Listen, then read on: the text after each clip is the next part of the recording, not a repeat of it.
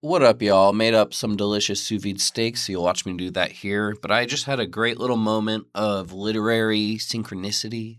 And first off, I was just looking through the magazines on Libby. Love Libby. If you have a library card, use up some Libby, you guys. The library is so good. And like, if you like to read things, magazines. I never thought about magazines. Like, what the heck, magazines? That's like something for the 90s. That was kind of my idea of magazines broadly until maybe like 10 years ago. And then it was like, okay, there's like all these paywalled articles that I come up that I see people talking about, but they're paywalled when I'm online. So I'm like, okay, that's annoying. But then it turns out the dang old library has Libby magazines that you can just access and read. I've been reading magazines like a magazine reader. Anyway, so all of this is to say, I was on Libby and I was clicking through the magazines and I hit like a new filter. Usually it just shows me those popular and then I'll go through those and find good ones, of course. But I clicked a random filter. I think it was just like food and wine or something. And St. Louis Mag pops up. And I'm like, oh, that's interesting. St. Louis is where my mama was born. I lived in Missouri for a little bit, and I went to college in Iowa. And I was like, okay, let me check this out. And I open it up, and I start to realize, like, oh my gosh, I wonder if they're going to have anything about this book that's coming out. And the book is, what's it called? The Veiled Prophet, Secret Societies, White Supremacy, and the Struggle for St. Louis. And it's by Devin Thomas O'Shea, who is an author that I really love. I think he'd call himself a historian. Strangely, he's also a mutual of mine. He's at least watched some Slobcore. So, Devin, what's up? How's it going? But anyway, his book is coming out very soon. It's actually, I pre-ordered it, and it's like this piece of mail that I've been like so excited to come home, and it's going to be there. And it is on the way. I know it's on the way. I got the email, but don't quite have it yet. But yeah, I think I first encountered him on podcasts, probably when he started talking about the Veiled Prophet stuff. But I've followed him since and like really admired his writing and stuff. And so it was just cool. Oh my gosh, there's a little piece in his in the magazine of where he lives and where the Veiled Prophet is happening. And so I'm just going to read you this article, Unveiling the Prophet by Christine Jackson in St. Louis Mag. And here we go. So yeah, and also just maybe go check out or buy the book by Devin Thomas O'Shea. But here's this quick little article. In the nearly 150 years since it first drew a group of prominent St. Louis men together in pursuit of power and prestige, the Veiled Prophet Society has waned in influence and reputation.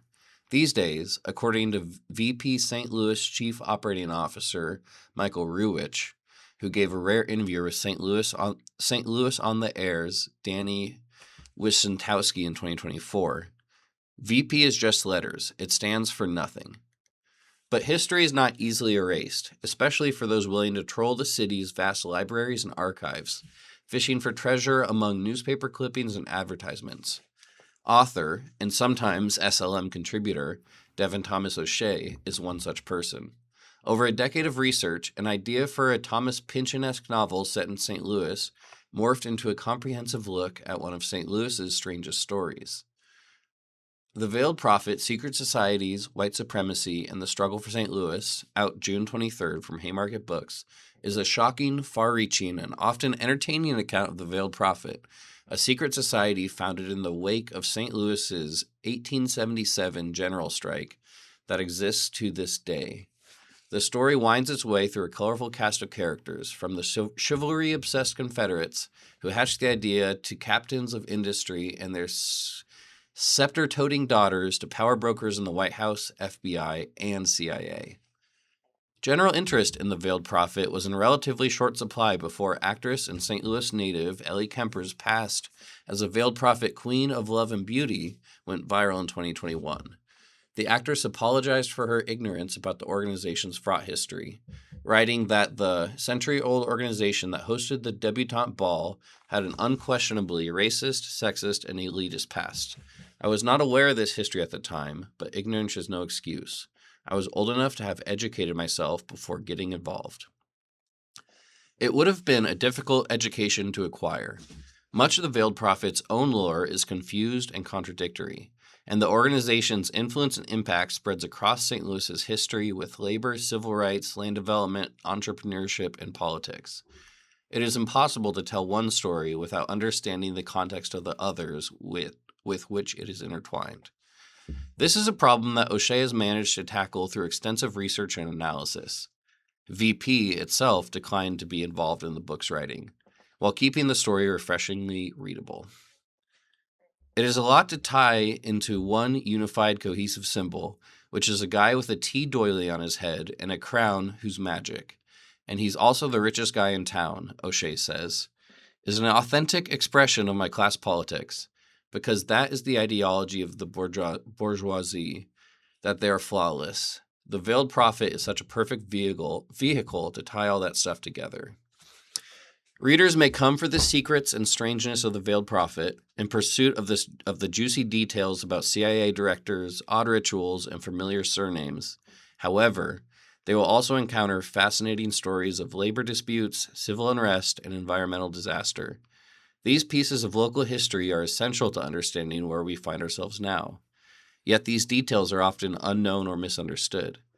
In the conclusion of The Veiled Prophet, O'Shea writes that he is not disheartened by this ugly past. It is rancid and unnerving, but it's also a necessary step towards building the kind of city people might want to live in.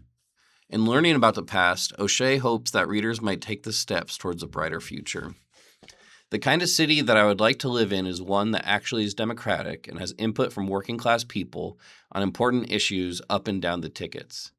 We have still encoded into us the DNA from the socialist Germans who won the Civil War and saved St. Louis from absolute destruction, dying in droves in those battles, he says. That promise is still laced into St. Louis's DNA. There's a collectivist socialist project here that can still work, and there's lots of people who are fighting all the time to make that happen. So yeah, once again, maybe check out this book. I'm sure excited to read it. And yeah, I think about St. Louis a lot. It's I was in college up in Iowa, maybe like 3 or 4 hours away when Ferguson happened. And yeah, it was just so wild, and learning about how St. Louis is like this massively segregated city. And it's interesting to learn that a lot of like the concentrated segregated power in like the white part of the city, a lot of them are in this weird like sort of Confederate clannish type secret society, and they're doing like this debutante ball. Very strange. But I just love this project that Devin's been doing, and like it's awesome seeing how much it's like popping up and getting some press. So that's all I have to say. Hope you enjoyed me making this steak.